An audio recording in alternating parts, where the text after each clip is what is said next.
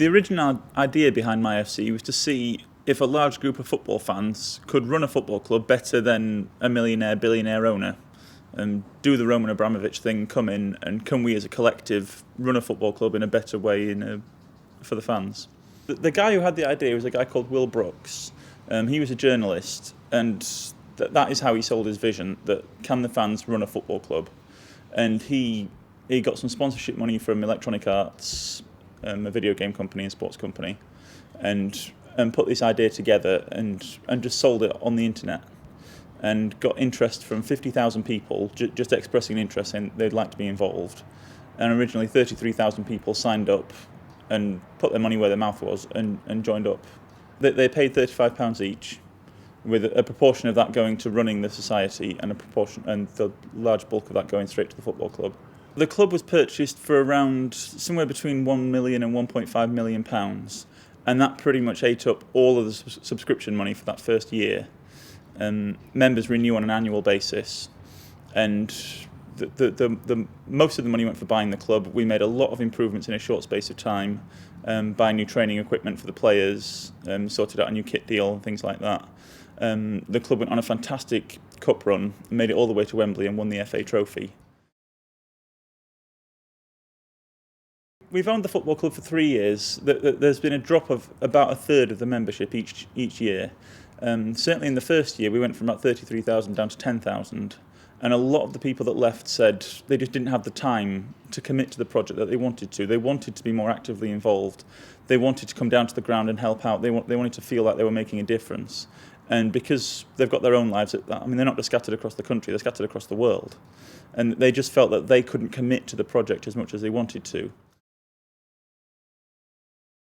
They have an idea, they'll discuss it on the forums, they'll work at it, they'll put together a proposal, and that's voted on through the site.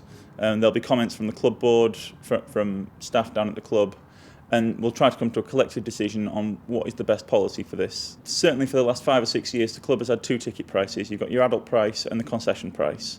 And the concession is for under 16s and for pensioners. And recently we've had a discussion, well, why not introduce a third tier?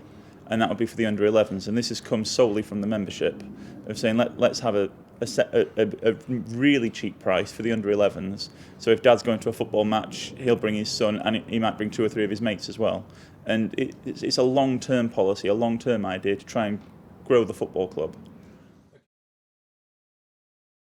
The board put together a budget at the start of the season, which the members ratify and agree, and they might say, we'd rather the money was spent here rather than there, but we come to a collective decision, and we give the manager a playing budget, and the manager can go out and he can sign whoever he wants within that budget.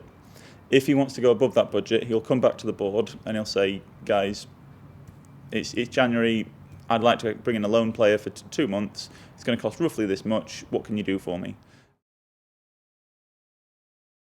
The football club board are all elected by the members. We've elected a chairman and a board of directors, and they're in place for 1 year, and they're ideally involved as much as possible on a day-to-day basis. And the sorts of decisions that we make involve staffing costs, in putting things together for the membership to make decisions on. We run a project for youth education, and that's down in our IT suite. The catering and the sorts of policies that we've got there, what happens within the club bar, what happens for the food, sorting out the policing and the stewarding for match days. And I think a lot of that is similar to how a traditional football club is run. I think because of our budget limitations, because we don't have enough money, the board of directors are probably more involved than they are at some other football clubs. They're not just making overreaching decisions, they're actually involved in day-to-day decision making. We try as much as possible, where it's relevant, to pass this on to the membership to give them a say as well. So if there's a little bit of money in the budget, do we want to spend it on maybe painting one of the stands and improving that? Do we want to give the money to the groundsman to make improvements? And really let the members and the fans decide where the money should be going. It would be impossible for this project to happen without the internet. We've got some very committed members from all over the world. We've got people in Holland, in Germany, in Eastern Europe, lots in America, Brazil, Australia, all over the world. and they all want a say, and they want to feel like they're involved, and they want to be involved, and we do what we can. Without the internet, it wouldn't be possible to include them. The board meet once a month at the football club. It's a weeknight, so it means coming after work. Some people have got full-time jobs. Some people are retired and can actually be at the club more often. We only have 1 or 2 actual paid staff at the club, and everything else is all done by volunteers, all the maintenance. The biggest problem that we've had has been maintaining our volunteers. Certainly the ones that come down to the ground will always come down to the ground. They've got that physical link with the football club. Other things that can be done from a distance, such as accounting, solicitors looking at things, we haven't had as much success there. The loyalty hasn't always been there. People can go missing for a month or 2 at a time. I mean, at the end of the day, people need a break and a holiday, but there's no accountability. If you're a volunteer, if you're gone, you're gone. And that has been a big failing of my football club, in failing to keep these important volunteers coming forward to do the things that really cost money.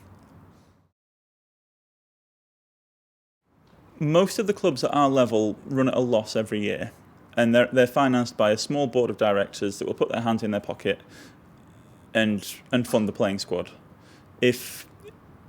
There are very few clubs at this level that can be self-sustaining, and it's a big challenge, and it's something we're trying to work towards this season.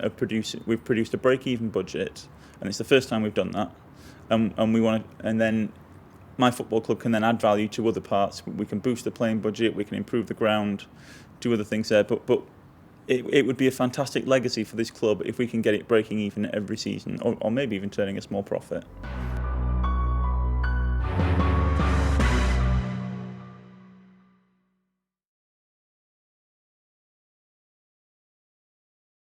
You always like to take decisions in the team you like. In this case, it's a good way to be part of, first, of a community. Second, to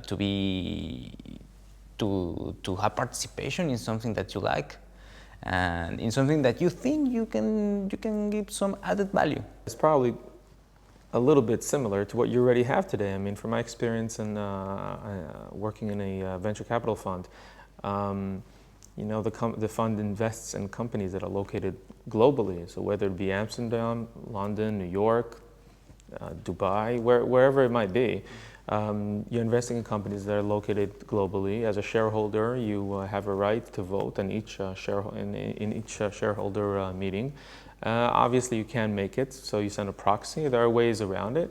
But you're holding a share in something that you think worthwhile, and you're making a difference as a shareholder. Granted, only if you actually have enough holdings to make a difference. But you're still there, you're still sending in your opinion, and you're still involved. So the model is, I don't see this model being that different from what already exists, but it's definitely innovative, probably in the sports world or in other worlds.